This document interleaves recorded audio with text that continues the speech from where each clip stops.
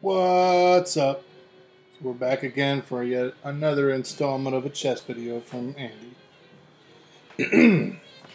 Well, this one isn't really so much of a advice video, exactly. Well, I guess it kind of is.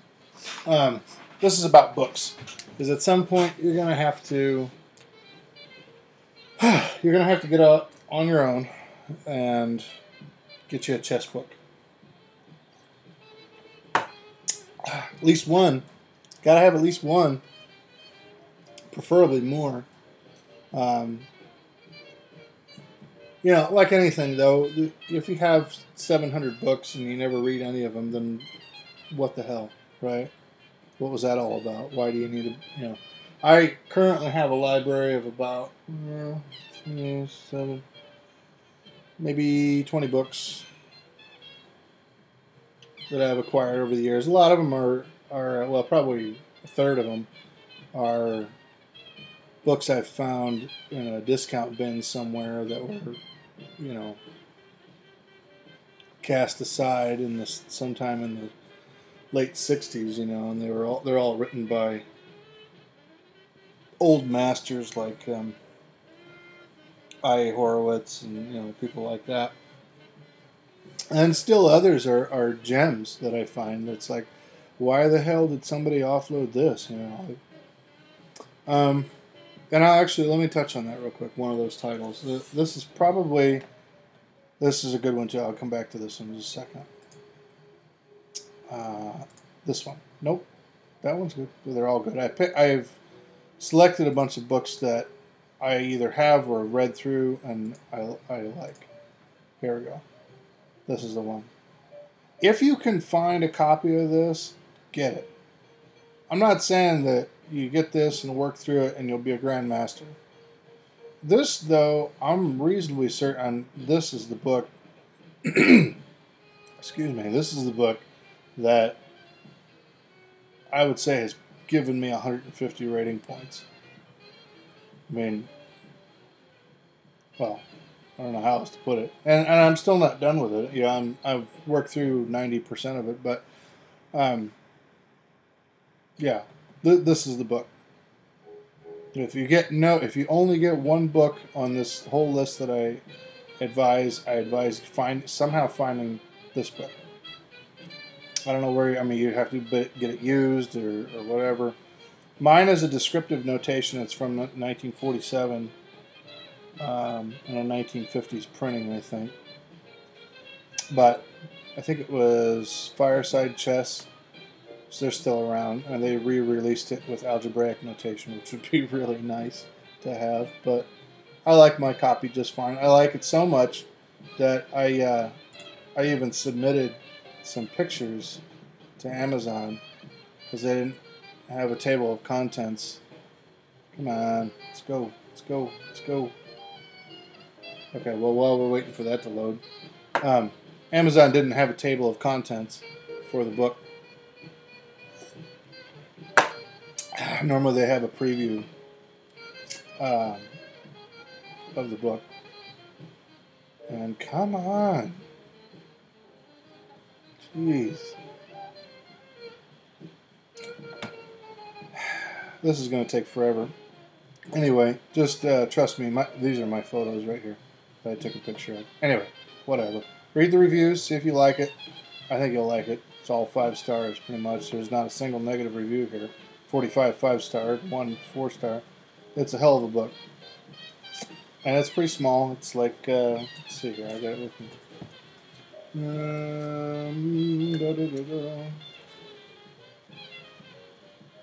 With the index and answer key, it is 231 pages long. So, anyway, if you get no other book, get that one. But, like I said, don't expect that this is going to, reading through it and mastering everything that's in it is going to push you up into the 1800 category. It'll probably, this book alone, practicing it, may push you up into the 1300 category by itself, assuming that you're right at about 1,000 or a little over 1,000. This would push you probably certainly into the 1,200 category, I would say.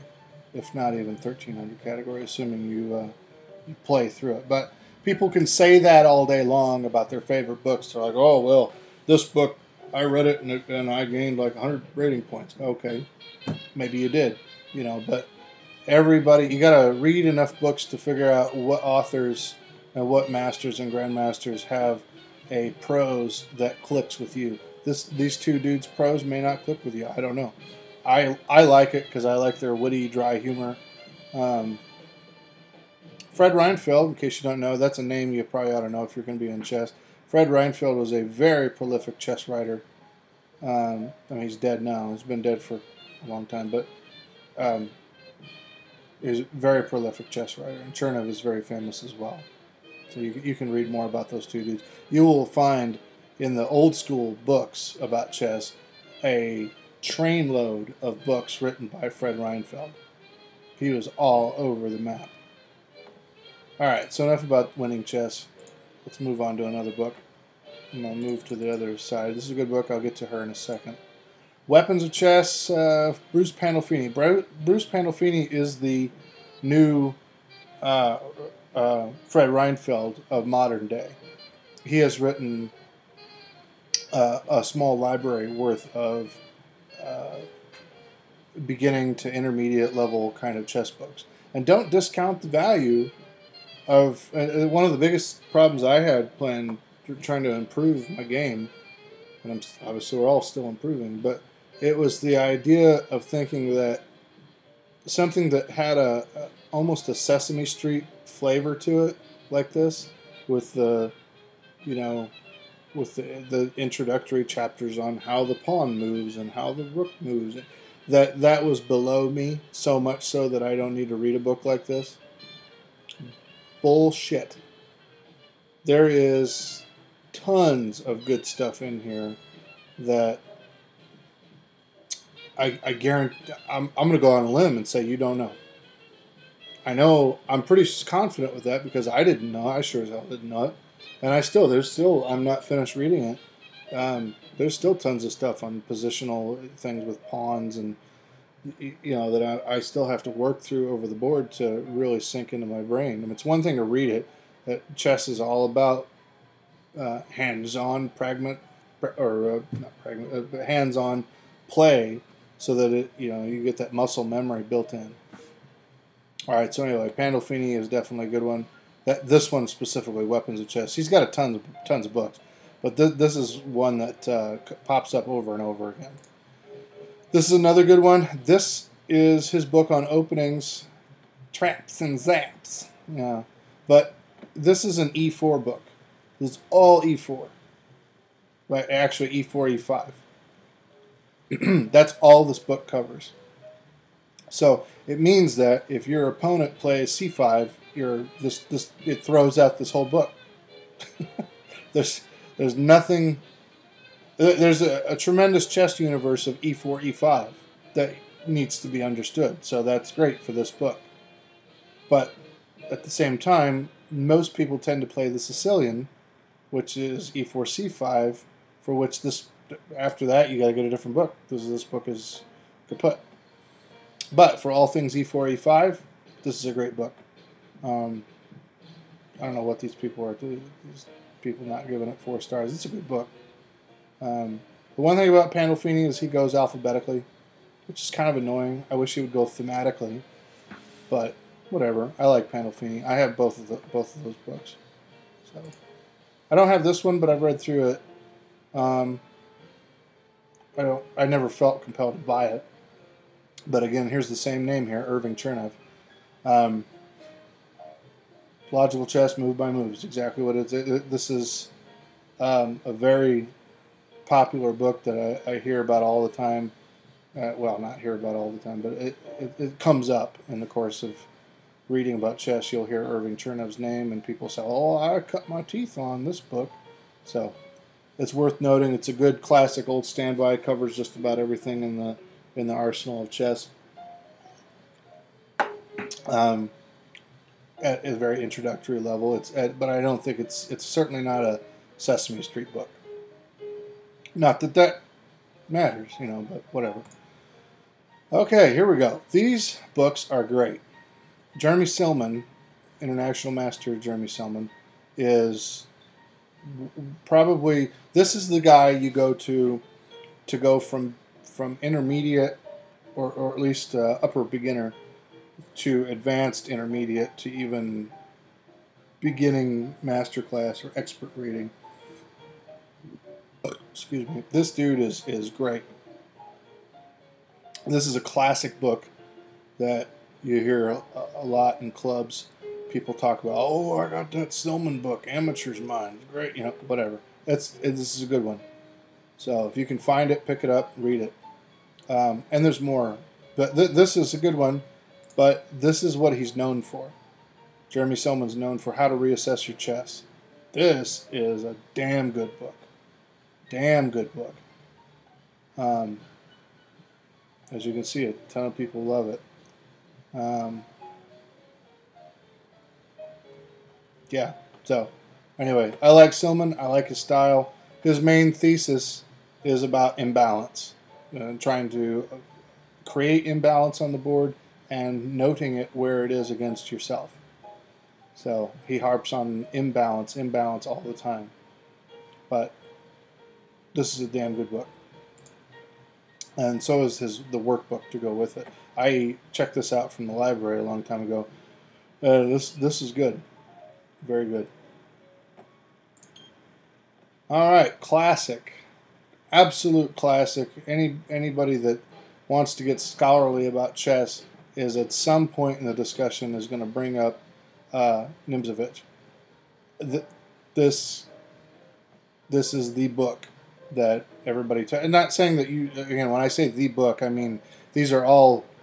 Some of these books are a little bit more on people's lips than others, but this one definitely will be. If you ever get into a discussion about the history of chess, and you'll hear names like Steinitz thrown around, and definitely you'll hear Nimzovich. Excellent book. His system is pretty much what everybody takes for granted today. Keep in mind when he's writing this, what, in the 1800s, early 1900s, the whole idea of central squares and positioning, and Steinitz is really one of the big people of positional chess, but I believe Nimzovich is also, he's also a big name in positional. So you can read about Nimzovich. There's openings named after this guy. He's kind of almost the Enrico Fermi of chess. So definitely check him out when you're ready to advance, or at least care more about academic chess. I bought this book from Amazon. I got the Kindle edition, which kind of blows, but I hate Kindle. So if you're going to get this one, get the paperback. But John Nunn is a very prolific chess writer in today's era, and he's got a small truckload of books that he's written. The Gambit Publishers is a big one, as is Fireside, and as is Batsford, and Everyman Chess is another major chess publisher. So you'll see these same names over and over and over again, publishing chess books, because nobody else does it. But this is a solid book. Covers a lot of ground, a lot of modern. It's anything that's written in the last 20 years is going to be pretty modern. It's kind of like math. A calculus book written in the 1950s is really not going out of style anytime soon. So most of chess theory doesn't change a whole lot over the course of several decades. There are people who would argue that it does, but it only does so in very subtle ways, in attacking lines. A new novelty that some computer found in the Sicilian in the 12th move of the Yugoslav variation or whatever. It's very gradual changes. So this is a modern book. Some of these older books are basic, probably 80% good, but there's that 20% that still is out of date, and this is anything that, like I said, is written in certainly the last 10 years is going to be good to go. Okay, this is a series of books. Yasser Seirawan, I think that's how I pronounce it. He is a grandmaster who is currently at the St. Louis Chess Club. And so, I mean, he's local. If you really want to amp up your chess and pay the money, drive down there and go talk to him, because he's done some ass kicking in the world of chess in his career, and he's reasonably close by.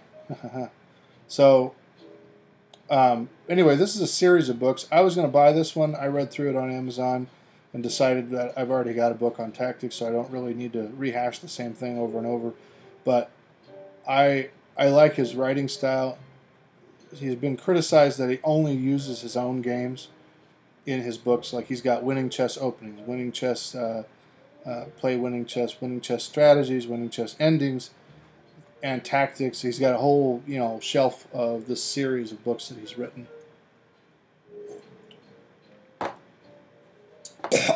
Excuse me. I think I swallowed a fly. Anyway, he's good. This is somewhere between Advanced and Sesame Street, because the stuff here is, I won't say it's obvious, because it's certainly not obvious, because you gotta work through it, but it's not intended for someone who's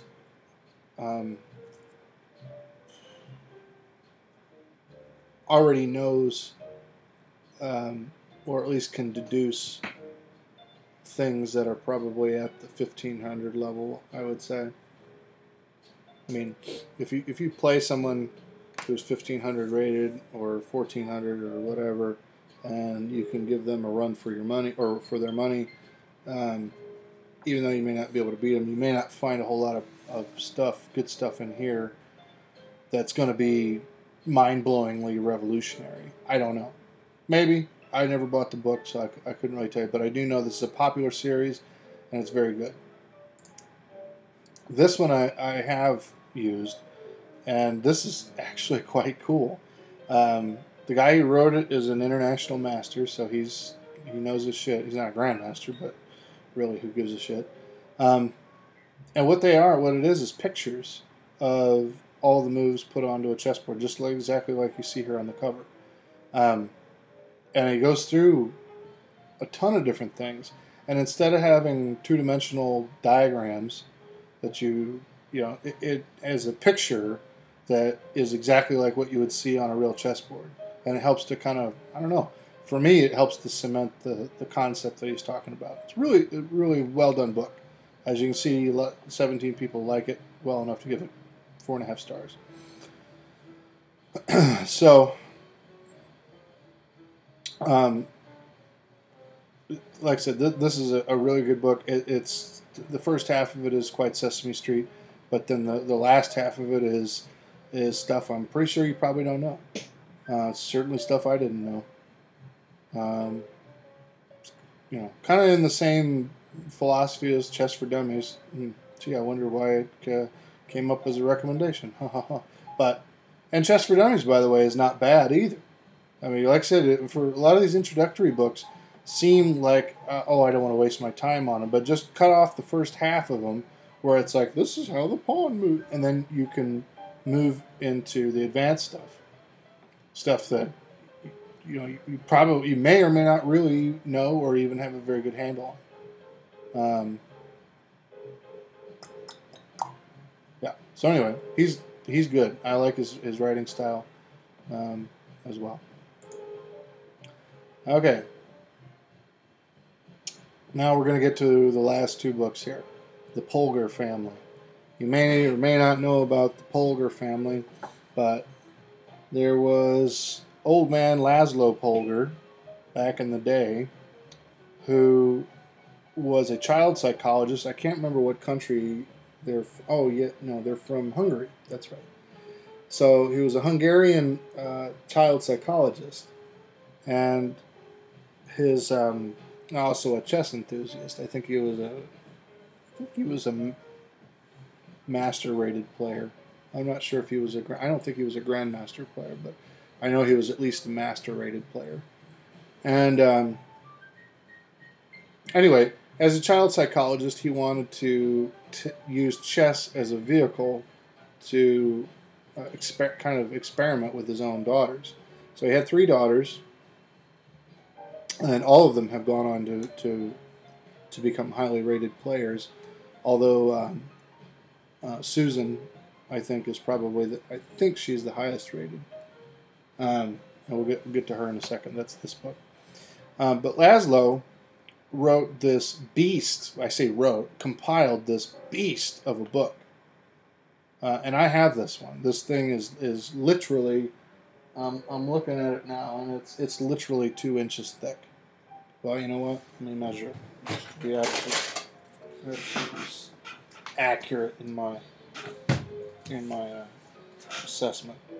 Ha! I'm right on the. Sorry, that was loud. Sorry. Exactly 2 inches thick. Yes. So my visual acuity is that of a ruler. Now, anyway, he's there's just a truckload of stuff here. It's mate in 1, mate in 2, mate in 3, miniatures, end games. It's got everything in here. As you can see, 5,334 problems, and he means it. There is 5,003. I mean, I know, duh, but this is a book that you could probably kill a small child with if you dropped it on them. It's a big one. $20 if you're really going to put your nose to the grindstone and you really are going to become a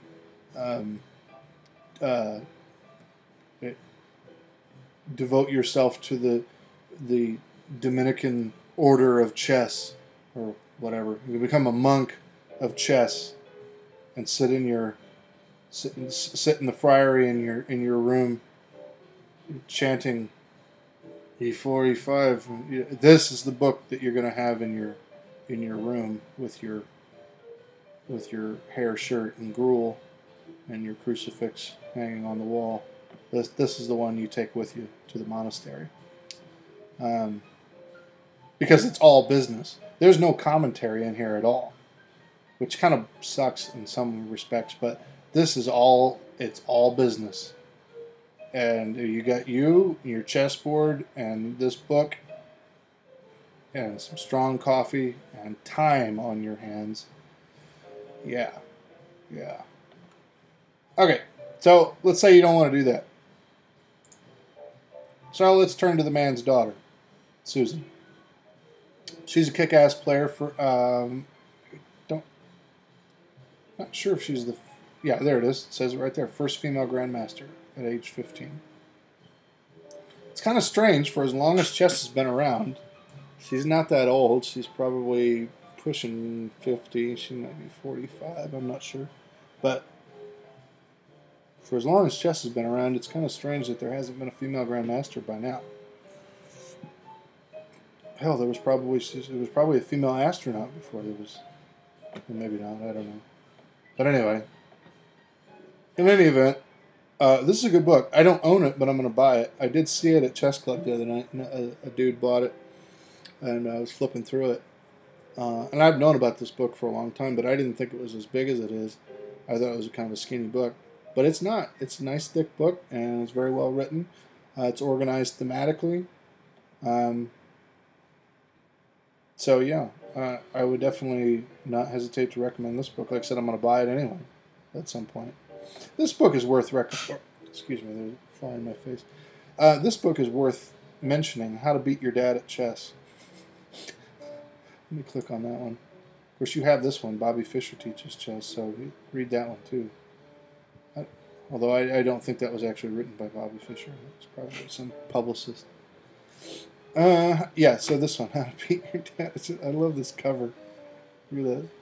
It's like, yeah, I beat him. The dad's like, brat. Anyway, this is surprisingly, I've read through this one. Um, it doesn't come in paperback. A dude at club had this.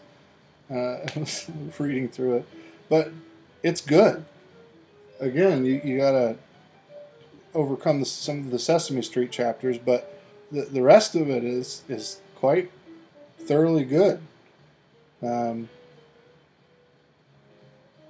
it's got good mating. I mean, there's a review here that talks about the mating the mating combinations that it shows in here.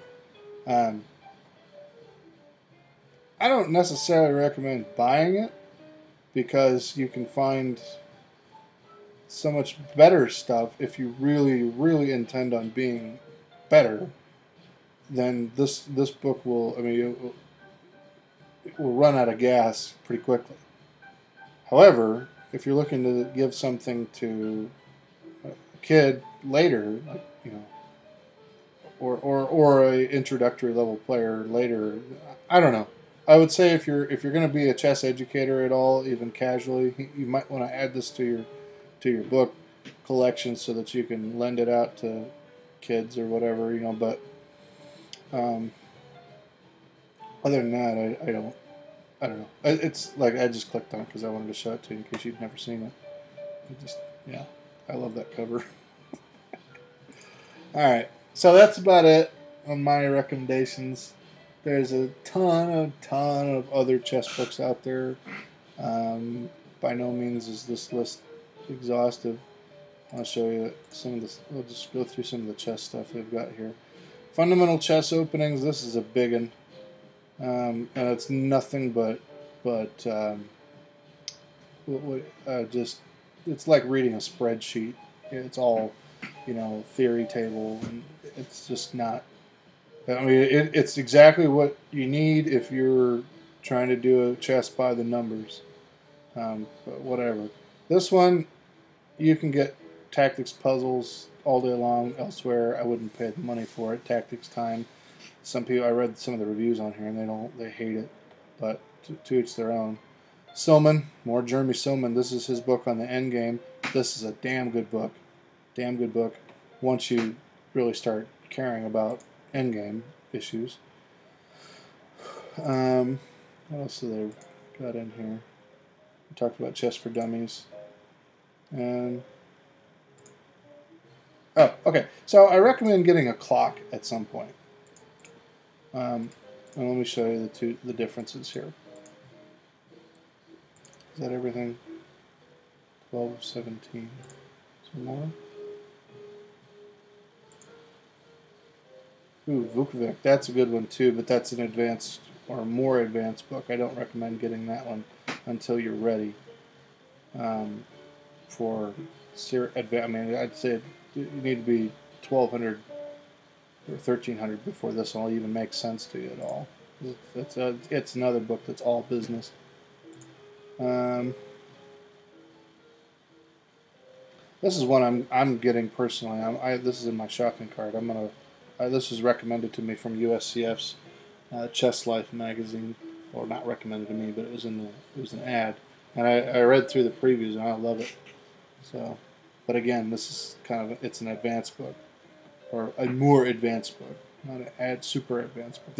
I've seen super advanced books, and they are very Spartan. It's nothing but the game, and then it's like, E4 or E5 knight, and then it's 20 moves later, and then it's like knight takes bishop, and then the only commentary is clearly, it's like, yeah, right, clearly. So those books, the master level books are the ones that have almost zero commentary. It's like, why do you, whatever. All right, so moving on. So a word on some other stuff about chess. You need a clock. You've already got a set, I think. Should have. Why is this not moving? Move. There we go. You already have a set, but you really, if you're ever going to play in a tournament, you need to know how to do a couple things. You need to know how to take notation, and you need to play by a clock. And I never wanted to play by a clock because I always figured the clock would take care of itself, and it would just be part of the background of a chess tournament. And it's not. This is a part of the game. When you're on a time control, this factors into the game. You're not playing correspondence chess where you can take 3 years to research a move and then make the move. No, sir. You've got, a typical time control is 30 minutes per side, so game 60. But often, especially if you're in a long, deep think tournament, you could have an hour on your clock. Sounds like a lot, but I mean, from playingchess.com that you need all the time you can get. Oh, anyway, my point is that a clock figures into the game, and you need to start playing on a clock. Which means that when you're playing by yourself, put 30 minutes on a stopwatch and just count down, or not a stopwatch, but a timer, and see if you can finish a game with yourself in that long of time, or against the computer, or whatever. It's just the idea that you need to be looking at the clock and making sure that you're not getting into time trouble, because any tournament play that you play is going to affect you. All right, so moving on. You got to buy a clock, because generally if you go to a tournament, because chess organizers are broke, they expect you to bring board, pieces, and clock. So you're going to have to, you already have a set, so you're going to have to bring a clock too. This is the one I have, although I didn't get it for $40. I paid $10 more for it, but in any event, DGT is a well-known chess brand. They make the electronic chessboard, the USB chessboard that you see all the grandmasters playing their games on. Yeah, DGT. Those are the people that make it. It's like digital game technology or something like that. Anyway, they make this exact same clock in Burgundy, which is FIDE approved. I don't think FIDE approves this clock, so you wouldn't be able to go to Germany and play in a FIDE tournament with this clock.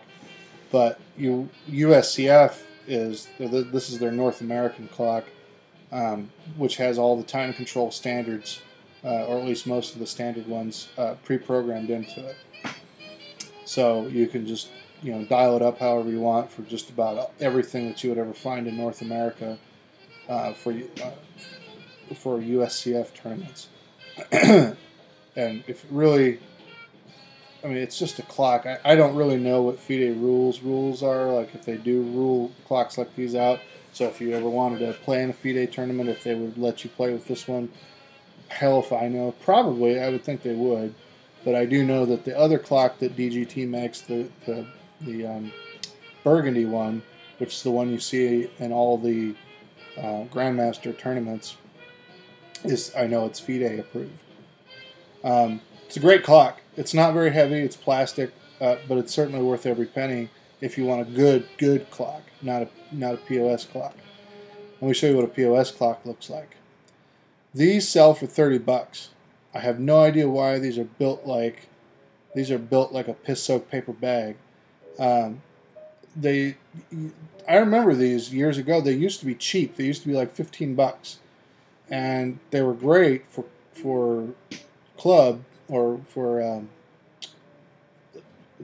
school, because kids love to bang clocks because they want to look like the guys in Central Park or in Washington Park, in New York, where they're playing speed chess. Move, bang, bang, bang, bang, because that's just, they love it. And so these clocks are perfect because they're quasi-disposable.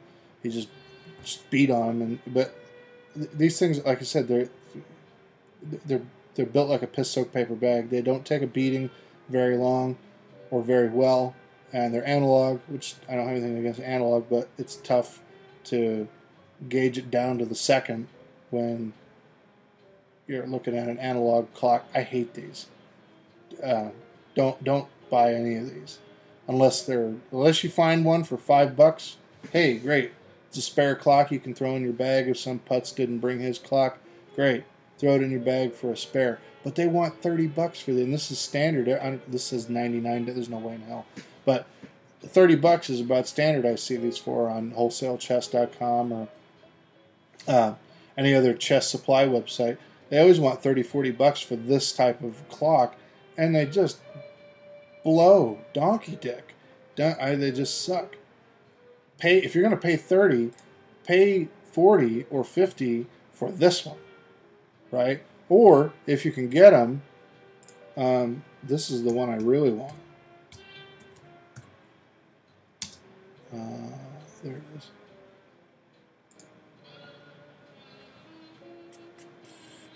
Yeah, there it is. Chronos. That's the one I really want. You want to see it, well, not that specific one. Chronos 2, that's the one. You want to see a clock that's built like a brick shithouse. This is it. This thing is solid metal. I think it's a steel. It's either steel or aluminum. And it's got one of those galvanic skin sensor touch pads on them. You can get them in black or whatever color you want. I see these a lot too in videos and places like that. And the guy at Club has one. Man, like I said, these things are built like a brick shit house in a tank. You cannot destroy them. It's a solid clock.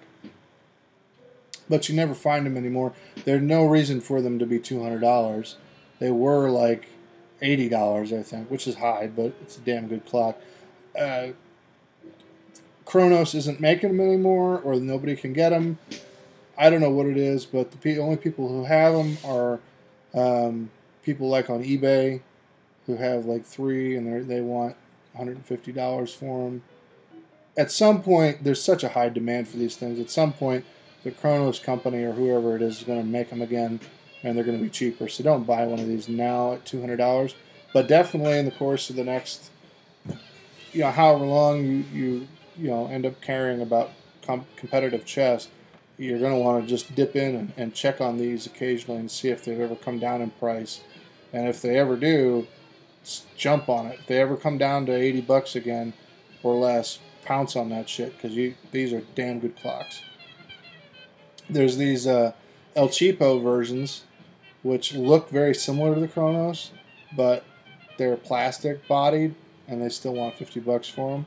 I guess they're an alright clock, but if I don't want something that looks like a Chronos, I want a Chronos, damn it. Cytec, these suck. Don't buy one of these. I've seen these at tournament and at club, and they suck, both of them. They have this chintzy plastic kitty Toys R Us kind of feel to it, and I just hate it. The little things pop up, You'll see too, if you ever attend club regularly or go to tournaments, you'll see people bring in their weird clocks. Like this one. This is another one that I don't care for. I hate it. It's just it's chintzy and it. Ugh. I don't even know who makes it. Game Time 2 chest. I see these a lot. They have the little. Give you a better picture of it. DGT makes an entry level. If you don't want to drop 50 bones on a clock, they do make this one. And this is got here we go. This is the one. This is their FIDE approved one. The ones that come in the burgundy plastic ones like that. But they make this one, the Easy Game Timer, which is a good entry level timer. It's really all you need. Yeah, these suck. They work as far as they work, but Christ's sakes, I have an app on my iPhone that is a chess timer. I can just touch it, and it's that works better than this. I have to bang on these things. Really hard to get it to work. Yeah. So anyway, don't buy this one if you're gonna. It's $40. If you don't want to, like I said, drop 50 bones on the other DGT one, then buy this one. It's a little cheaper, and it'll do the trick. It's a little bit lighter weight. Probably doesn't have quite as many features, but for Christ's sake, you just need something that'll be a timer. And this does the trick. Okay, so that's it. We've covered all the other bases, I think. I'm trying to think of something else. About other chess supplies. You know how to get a good quality set. You already got one, so All right, so we'll see you in the next video, whenever that is.